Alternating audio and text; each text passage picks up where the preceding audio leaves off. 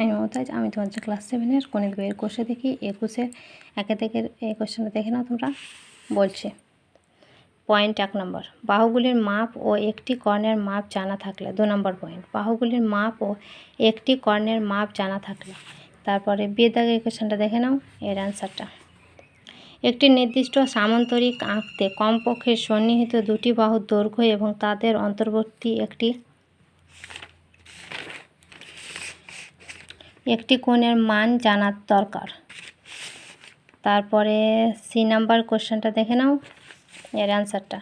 একটি নির্দিষ্ট বর্গক্ষেত্র আঁকতে কমপক্ষে একটি বাহুর দৈর্ঘ্য জানা দরকার। তারপর ডির দাগের এই কোশ্চেনটা দেখে নাও, একটি নির্দিষ্ট আয়তক্ষেত্র আঁকতে কমপক্ষে দুটি সন্নিহিত বাহুর দৈর্ঘ্য জানা দরকার। এবার ইর দাগের এই কোশ্চেনটা দেখে নাও, ইর দাগের এই কোশ্চেনটা হলো, হ্যাঁ, একটি রম্বসের দুটি কর্ণের দৈর্ঘ্য জানা থাকলে রম্বস আঁকা সম্ভব। এগুলো দেখার জন্য তোমাদের অসংখ্য ধন্যবাদ। এই চ্যানেলটিকে লাইক, কমেন্ট, শেয়ার আর অবশ্যই সাবস্ক্রাইব করো। ওকে, বাই, টেক কেয়ার।